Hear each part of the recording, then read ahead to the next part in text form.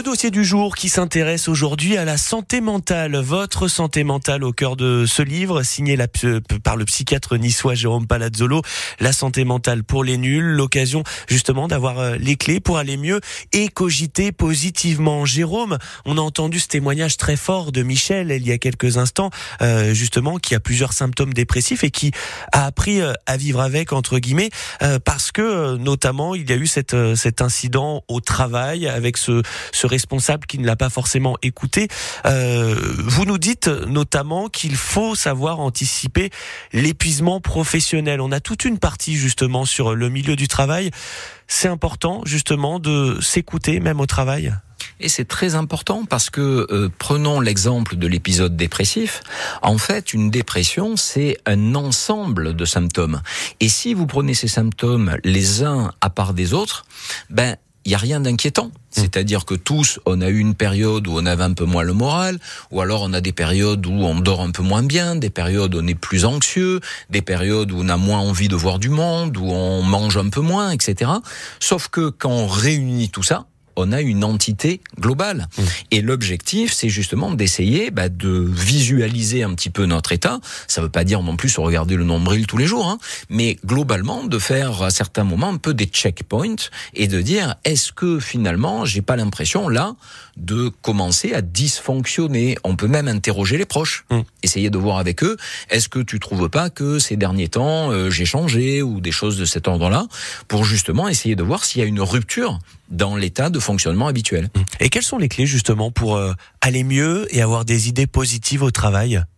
Alors déjà, c'est difficile de dire aller mieux, avoir des idées positives comme ça par la simple volonté. Je pense que déjà ce qui importe par rapport à une activité professionnelle, c'est dans un premier temps déjà de voir ce qui ne convient pas, ce qu'on ne veut pas faire. Et puis dans un second temps, essayer de voir ce qu'on veut faire. Alors dans l'idéal, c'est un vœu pieux, c'est d'essayer de faire une activité professionnelle qui nous passionne. Si on est dans quelque chose qui nous plaît, on n'a pas l'impression le matin d'aller travailler. Ça, c'est pas toujours le cas, je reconnais.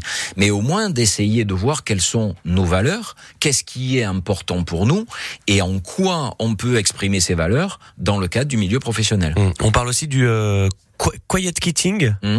C'est ça ? Qu'est-ce que c'est que le quiet quitting ?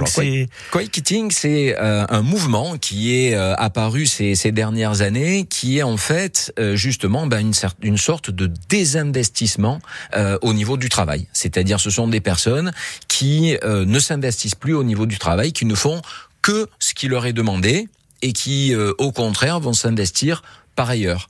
Alors c'est un moyen de lutter a priori contre le burn-out, mais on s'est aperçu que c'était peut-être pas une méthode très intéressante sur le long terme, parce que l'objectif c'est d'essayer de s'éclater dans son travail. On va prendre Christophe, qui est avec nous, qui voulait aussi témoigner ce matin. Bonjour Christophe. Oui, bonjour. Donc vous vouliez témoigner, c'est ça ? Vous êtes à Antibes et votre femme souffre de dépression ? Voilà, elle a fait une très très grosse dépression il y a quelques années. Elle a fait 6 mois à Calian. D'accord. Je sais pas si vous connaissez à peu près je pense que le docteur qui est à côté de vous. Oui, tout à fait, oui. Voilà, donc elle a fait 6 mois là-bas parce que en fait, son boulot et puis tout ce qu'elle gérait à côté entre ses frères, sœurs et mères. Donc elle a fait une très très grosse dépression et ça se voyait pas du tout. Mais voilà, elle est partie dans un truc, elle s'enfermait toute seule dans la chambre. C'était difficile pour nous, mais on l'a soutenue, on l'a accompagnée. Elle est toujours en dépression. Et puis, les aléas de la vie a fait que j'en ai fait rien. Au mois d'avril, elle a fait un AVC. Donc, elle est toujours en clinique depuis. Mais on l'accompagne tous les jours. Et je sais que, voilà, pour ces gens qui savent ce que c'est la dépression, je les soutiens parce que moi, c'est ce que j'ai fait avec ma femme. Et je suis encore là à la soutenir. Elle a plus envie de rien faire. Le ménage, tout ça, elle ne fait plus rien. Et moi, je fais tout ce qu'il faut pour la rendre heureuse, pour qu'elle soit bien, pour qu'elle se sente bien. Et j'espère que je fais bien les choses et je voulais témoigner de ça.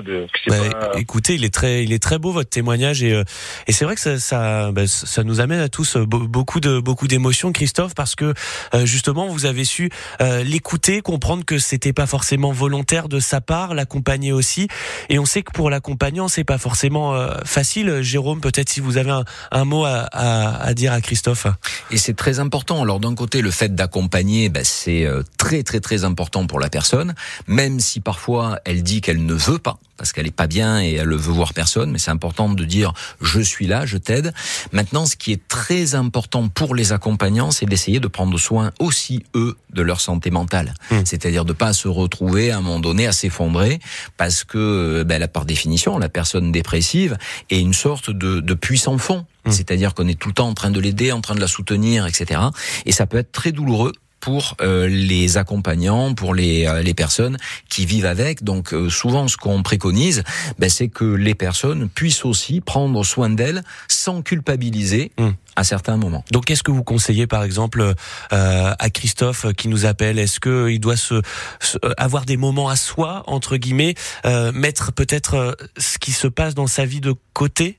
Mais complètement, c'est-à-dire que le but, c'est effectivement d'être là, et effectivement, c'est un très beau témoignage, parce que c'est pas toujours le cas, effectivement, que les proches soient aussi présents.